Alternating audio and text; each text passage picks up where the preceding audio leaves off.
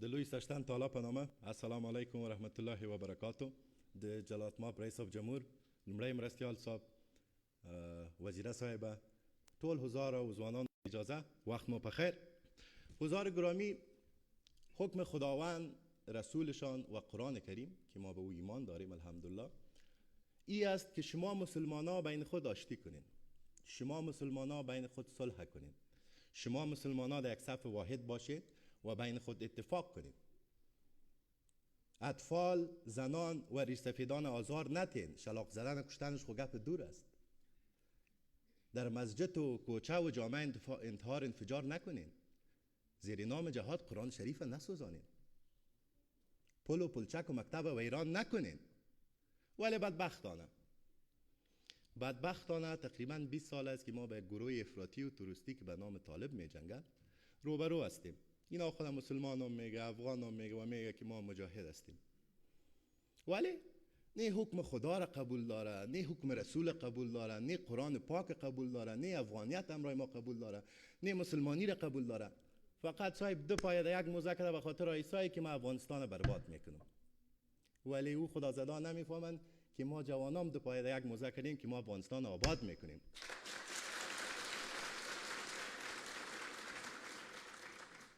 ما را غلام میگویند، میگن که حکومت افغانستان، مردم افغانستان غلام امریکا هستند. ما اگر غلام می بودیم برای برادران فلسطینی خود خلاف میل امریکایا و ترامپ اعلامیه میدادیم، از برادرای مسلمان خود حمایت میکردیم. ما اگر غلام می بودیم مشاور امنیت ملی ما دکتر صاحب محب در قلب امریکا خلاف زلمه خلیلزاد نماینده امریکا گپ نزد. ما اگر ما اگر غلام می بودیم، شما که آمدین گفتین با امریکایا تعهد کردین که بندی ها رو باید رها کنیم و این معاهدات پت امضا کردین، ایران باید به ملت شما بگوین که چی امضا کردین. خب رئیس جمهور ما گفت که رها نمیکنیم، غلامی را گفتم میتونه. حالا خب ما ثابت ساختیم که ما غلام نیستیم. این حال بیاین شما ثابت بسازین که غلام نیستین. وقتی که 100% از اشتک افغانستان تا ریشسفید افغانستان تا زن افغانستان تا جوان افغانستان میگه که پاکستان دشمن است و تو میایی از پاکستان تشکری میکنی و پاکستان میگی دوست است، کی غلام است؟ باز میگن که ما جهاد میکنیم، مجاهد هستیم. کدام جهاد؟ شما پریروز دیدین که بسیار بی‌شرمانه اعلامیه دادن که از این به بعد کفار را نمیکشیم، امریکایی را نمیکشیم، فقط جوان افغان مسلمان و اردو با شهامت افغانستان به شهادت میرسانیم. آیا این جهاد است؟ اگر جهاد است، جهاد اسلامی نیست، این ضرور جهاد پنجابی است. باز یک صاحب دیگهش میگه که ما عفو میکنیم، کسایی که در مقابل ما جنگیدن ما عفو میکنیم. اما ما یک اصطلاحی هم داریم، میگه کسی دارسی نمیمانیشان، اینا میگه که من امرای شاه و عروس نان میخورم. او بیادر اگر کسی عفو کرده نیست، او ما باید به شما عفو کنیم. در 20 سال خانه ما رو ویران کردین، مسجد ما رو نماندین، سرک ما رو نماندین، اولاد مردم کشتین. چند وقت پیش شما شاید پیش این وزارت داخله به یادتون باشه انتحاری شد، اطفال نازنین ما به شهادت رسید. این حال عفو ما به شما بکنیم یا شما به ما میکنین؟ جناب رئیس صاحب، بلا شک چې موږ افغانان له جګړې کرکه لرو، بلا شک چې موږ جګړه نه غواړو، موږ له جګړې ډېر زیات ستړي یو، ولې دومره هم ستړي نه یو چې وطن پنجابیانو ته تسلیم کړو.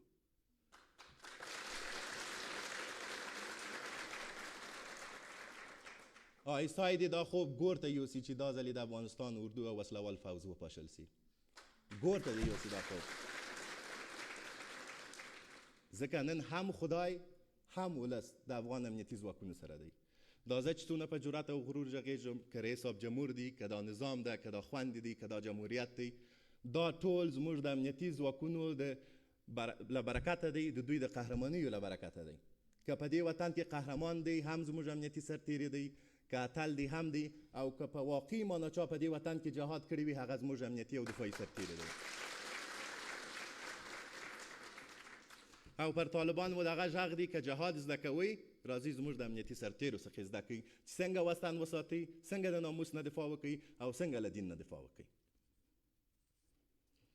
جناب رئیس صاحب، هغه سر دی باید قلم سی، هغه فکر دی باید تر خاورو لاندې سي چې دا اراده لري او دا فکر لري چې د افغانستان امنیتي ځواکونه او ادارې باید وپاشل سي. هغه سر او فکر که په کابل کې وي که په پنجاب کې وي، هغه سر دی باید قلم سي. ما پیش از شهادت جنرال صاحب رازق یک 7 ماه پیش از او من رفته بودم قندار و جنرال صاحب رازق مسیج کردم گفتم که من میخوایم شما رو ببینم. گفت من کابل هستم 3-4 روز بعد میایم بیاین. بعد 4 روز بعد به من مسیج کردن گفت ما آمدم. من رفتم ماندیگک و اون جایی که می بودن دیگر بود، نماز دیگر میخواند. بسیار آدم با خود چون یک سرباز واقعی بود. نماز که خواندن مرا گفت که بیا میشنیم. شیشتیم باره مسائل مختلف گپ میزدیم. برشان زنگ آمد گفتن که دشمن بالای پست ها حمله کرده.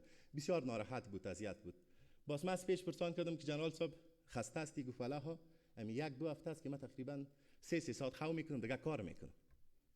باز من برشان گفتم که جنرال صاحب قدر خسته هستین، چرا نمیمانین؟ جنگ بس نیست، قرار آرام در خانه بیش. طرف ما بسیار پارسل کرد. من فهمیدم که گپم سرش خوش نخورد ولی میخواستم که لطش بدانم که چرا. گفتم خفه شدی جنرال صاحب؟ مرا گفت که استانیک زای صاحب. من گفتم بله. گفتم این افغانستان وطن ما است. من گفتم که است. گفت وطن مادر است. من گفتم است. گفت مادر ناموس است. من گفتم است. گفت خواهی تو من حیث یک جوان افغان به ما بگو که از وطن خود، مادر خود، ناموس خود ما دفاع کنیم یا با پنجابی بانیم که تکت کش کنه یا با امریکایی زاری کنیم که ناموس مادر ما را نگاه کنه. گفت جواب بده. و همین سوال ما از شما جوان است و این سوال شما خانه به خانه، جوان به جوان برسانید که از وطن خود، از ناموس خود ما و شما دفاع میکنیم یا با پنجابی و امریکایی میمانیم. جواب بدین. خودمانی؟ وقتی که خود ما دفاع میکنیم پس این مسئولیت هر جوان است. این تنها مسئولیت حکومت نیست. هر جوان باید در مقابل دشمن یک سرباز باشه.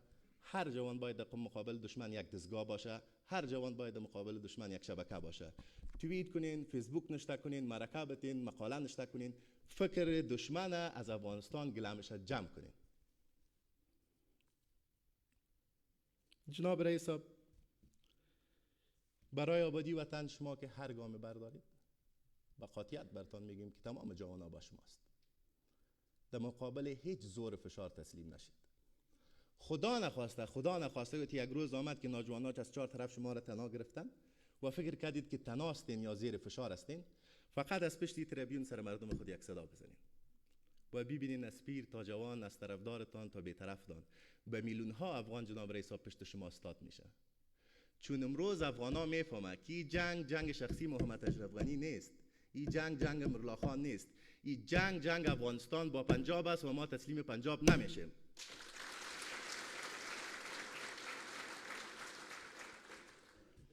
دی ورځو کې د بندیانو خبره خورا ګرمه ده. ټول خپل خبرې پکې کوي. په سولې په مذاکرات کې یو اصل دی چې بندیان باید سره تبادله شي او موږ دې هرکلی کوو. ولی بندیان د امریکایان او د پنجابیانو په خوښه تبادله افغان ځوانان نه مني. که بندیان سره تبادله کوو د افغانستان د حکومت په خوښه دې تبادله شي. دوی وایي چې موږ تاسو زر سرتیر خوشي کوو. اول خو زر سرتیر دوی سره نسته، دروغ وایي او دوی باید په دې پوه شي په اسلام کې دروغ ډیره غټه ګناه ده. ښه دا به ورسره ومنو رئیس صاحب چې زر سرتیرو تاسو سره وي، خو د سرتیرو په بدل کې به زر طالب درته خوشي کوو. نو د زر سرتیرو په بدل کې 15,000 طالبان څنګه درته خوشي کوم؟ که مې یو سرتیر خوشي کوي یو طالب در خوشي کوم. یا که ډیر ورخطای است چې نه زموږ طالبان ټول بندیان خوشي سي، بیا به داسې وکړو جناب رئیس صاحب چې هر 2000 بندیان په مقابل کې یو کار ورباندې را سره ومني، موږ به بندیان نور خوشي کوو. 2000 بندیان نور خوشي کوو، دوی د یو کال ورباندې تعهد وکړي. یو کال چې تعهد پر ځای سو بیا به 2000 بندیان نور خوشي کوو. هغه زر کسه پاتې کیږي هغه به بونس ورکوو ځکه افغانان یې زړونه مو غټ دي. ولی جناب رئیس صاحب د پنجاب او د امریکایانو په خوښه بندیان خوشي کېدل نه مني. او په یو شی زما سر نه خلاصېږي. دا څو ورځې زه ګورم د بندیانو خوشي کېدو ته نه موږ دونه ورخطا یو، نه طالبان نه امریکایان. د پاکستان وزیر صاحب د خارجه ډېر ورته ورخطا دی.